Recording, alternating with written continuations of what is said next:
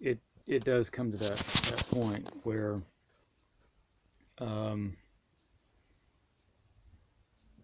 you start getting friend requests from people from way back, and people reaching out to you and that used to talk to you that fell out or walked away or whatever, and immediately they start in with, "Where's Beniico? Where's Beniico? Let's talk to her. We have this connection. I know she's here with me. Can I hang out with her?" Um, for 10 years, I went public about my experiences with Beniico. If you don't know, she's extraterrestrial human hybrid, and there's, from what I get,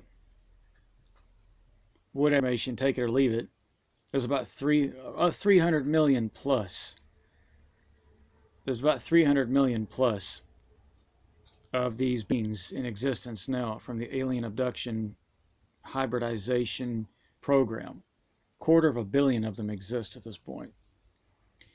But it's very complicated. It sounds a bit hokey. And then you talk about the time travel aspect. They're alleged to be going into the future. They're in the past, living on some other planet.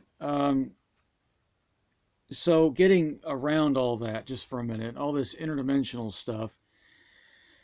At the present time, if you asked, I would say about 300 million plus exist. So we go back 10 years, and we've got all these alleged alien abductee women arriving on my doorstep when I went public on YouTube, here on this channel, and on social media sites, claiming to be this guy that met one of these alien girls, And pretty soon I found myself inundated with a bunch of these women that either claimed to work for intelligence, were in the military, had experience with it, but all claimed to have had children up there with these aliens. And I was like, okay, I'm open. I know what I remember. I know what I know. I'm not gaining anything out of this. It's a social subtraction, not addition. You don't say something like this and you're now going to become popular. Oh no, I get my butt kicked in jobs, and if it gets found out, for a time I thought, let's have an alias, another name. Let's say this, but let's not say who we are. That way I can get the story out without having to worry about well, that didn't work out. One way or the other, people find out who you are. And I said to these people, hold on a minute. If you're an alien abductee and you've got hybrid alien children from these aliens, why do you need to talk to Beniico? Don't you have your own kiddos to talk to and hang out with?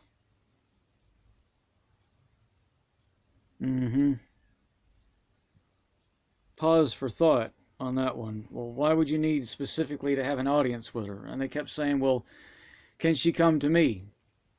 I don't own her. This isn't a fictitious character. This is someone I've met. She's real. She'll do what she's going to do. Now, I've had people ask me, are we allowed to channel her? Well, the answer is she doesn't do house calls, and she won't channel through anybody. She doesn't have to. When that started coming up, and it wasn't my decision, cut a long story short, she came to me and said, start using your equipment, your technology. I will speak, you will hear me.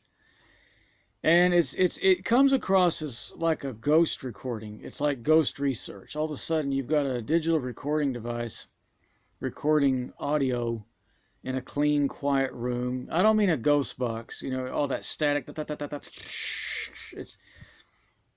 It's a girl. It's her. It's consistently the same voice. Is she saying? Is it like ghost? Now here's where the ghost stuff stops. Is she saying yes, no, and that's it? Whispery messages. You got to listen very tight. Oh, I thought I heard a yes. No, it's clear. It's audible, and it's full sentences, paragraphs. She's talking to me. Great, but I'm only able to share a fraction of that. Oh, no, unfriend him, block him. He's a liar. Well, no, the thing is, what I am sharing, what I have shared, It wouldn't make any difference either way, because it's so audible and clear. Skeptics could just say whatever they want. So it really doesn't make any difference. The audio recordings are for between she and I. It's for me, and it prevents. It's like a security. It prevents these idiots from coming along saying she's talking to me. It's called the Toledo takeback, where they come along and try to steal it off you. And now the publicity of this belongs in the hands of somebody else and not the original source that began talking about it. Look, this is another civilization. They're intelligent, highly evolved, advanced, morally centered, nice, great bunch of boys and girls, inheriting a lot of the technology from these aliens that made them. They're not products of our imagination. They're not fictitious characters. They're not demons. They're not entities, spiritual creatures. They're not monsters. They're not creatures from the Bible or religious allegorical things. They're not goblins, ghouls, or fairies or creatures. I mean, yeah, you could technically say fairies in that sense. That's a long story why we could say that. Legends of fairies, a lot of them are true, but not they're not what you think. So that said, she's very conscious and smart with a high IQ and understands, and it was her choice to give me those recordings. And what that means, the implications of this. This is called security. Okay, so I've got the recordings of her telling me things and telling me I'm not to be channeled by anybody else. I'm not making guest appearances in someone else's home. She knows why they want to do that. She knows why people are coming to me on Facebook saying, hey, let's hang out with her. Where is she? Let's talk about her. Where is she? And immediately they jump right in with, you sound like this, you're like that, and I don't think you're connected, and I don't think this is, I feel it better than you. I've got it more than you. I'm more psychic than you. She's talking to me more than you. I'm more balanced than you. I'm this. In other words, I am the authority. I have the control. It sounds like a police officer, or better yet, an agent, an intelligence agent. That's how the CIA talk. That's how the NSA talk. That's how Air Force intelligence talks. That's how naval intelligence talks. That's how an intelligence officer trained in psychology would talk, who has a need to jump in and seize control of a situation very rapidly and quickly through gaslighting techniques. Very complicated, complex stuff. And so Beniico whispers over to my ear, don't do that. Okay, how do I know she's talking? Well, then I go and record I record her. And then whatever I thought I heard is exactly what comes up on the recording. Then we've got pictures, videos, and all the rest. I mean, there's some of the evidence I have is, like I said, it wouldn't make a difference either way. If I defied what she said and started sharing it publicly, that so what? I mean, she's very highly evolved, higher IQ than mine, and she knows what human psychology is likely to do. The powers that be want to shut this thing up and silence me and take her away, publicly take her from me. They can't do it privately, but publicly remove her, so that the public is not listening to me anymore, but listening to somebody else that has their agenda and what they want to do with it, and they'll just bin it. They'll put it in the trash. They'll claim she's saying things and then turn her back on me and claim she's putting me down and claim she's not with Jason anymore. And then they turn it into a weird spiritual guronic thing where only the most gifted and spiritually balanced people can talk to them. Again, these are not deities. This is not divinity. These aren't angels. These aren't beings to be worshipped. They're an intelligent civilization that move through dimensions. But that's like heresy to the human race. Because human beings prize the idea of the afterlife as being very sacred. It's either heaven, if you did good deeds, or you believe in Jesus, or Buddha, or whatever, or hell. And so afterlife is quite a sacred thing. Cemeteries, being dead, is quite a sacred thing. So psychic mediums are often regarded with derision in society. Who are you channeling my mother? Who are you channeling my grandfather? Who are you? It's a sacred energy. Amen. Pray.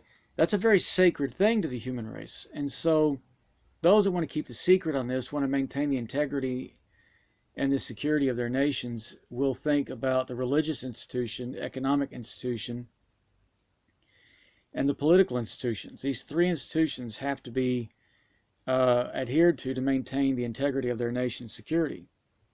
And so you come along talking about aliens in other dimensions that can move through the walls of Fort Knox and see the combination codes inside the heads of other people. Yeah, they're going to get a little nervous. It tears down the walls of the issues of religious belief and dogma, whether it be Muslim, Christian, Buddhist, and all the rest, and Hindu. It rips down these ideologies. It rips it right down. It destroys it, smashes it, and says, "Hey, anybody can walk through and do this." And there's a technology that can take you to these other dimensions. What heresy is this? God, burn this guy at the stake. In fact, this is what this is. It's modern day witch hunt. See, the intelligence community isn't just out to maintain the institution of the security of their nations, of the three I've just aforementioned. They have an agenda to maintain and protect the Dow company aerospace industries that have multi-hundreds of billions of dollars, even up to $1 trillion, invested in aerospace engineering research and back engineering, reverse engineering their technologies they have in their possession, from which they've taken illegally and seized from these peaceful beings illegally. See the pirate flag? This is essentially what America's doing with their technology. This wasn't given to them. They know that the human race, the Homo sapiens species, is by far too primitive to take on board what these craft can do. They may be able to reverse engineer the levitation, anti-gravity technologies, maybe some of the other software integrated circuitry technology. But they don't fully understand what these vehicles are capable of doing and where they can go and when they can go. These are craft that can manipulate gravity, as Beniico tells me. Not just move through space and time into past, present, future, but through other dimensions and places you don't want to talk about. You're not ready for this? Don't look in this direction, because these vehicles can go there. They can move in these other dimensions. Loved ones go to when they die. Okay, they can go there physically. So, oh God. No, relax, at ease, relax. It's not the end of the world. It's cool, okay? They're not going to shove this in your face. I talk about it. I made a conscious decision to do it of moral and ethical reasons. She was a victim of a crime at the hands of Air Force intelligence in 1992. And I charged them for that crime. I said, you harmed her in front of me. She didn't fight back. Her civilization didn't come to try to rescue her. It was all very much wrong. It was immoral. And I love her. She loves me. And so you do this thing. You talk about it. Otherwise, you become an accessory, morally an accessory to the crime committed. So therefore, you will spend the rest of your life talking about this. Because if you love this person in your heart, they love you, and you feel that, there's a moral obligation to each other. And so you will talk about what you witnessed, how badly they treated her. It doesn't mean anything. Like Dr. John Mack in his last conference, people asked him, can you talk about the 57 different alien races, the definitions of the different species? And Dr. Mack said, none of that matters. Let's talk about the emotional connection to them. Let's get to know them, not the technology, not what species or DNA they're made of, reptilian or something else. Let's talk about getting to know them. Why not? Let's know them, okay? Let's get to know them. And so, you know, we have to think along those lines. It's a peaceful contact, one that must be taken some responsibility with. So that's my video, short and to the point. So she has a moral obligation to me, and she's going to tell me what people are doing. And I've had a few people hit me up on Facebook. Since now people have looked back in my book, Beniico of the Sasani by J.P. Moss.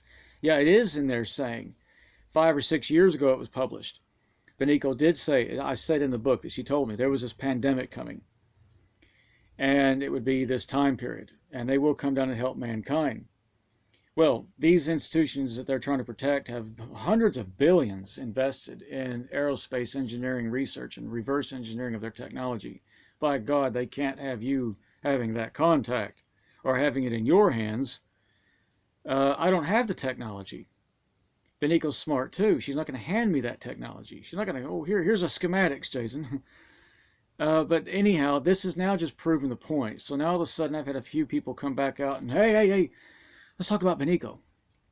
She's hanging out with me, isn't she? Yes, she is. Remember? She's hanging out with me and you. Me and you. We're like this.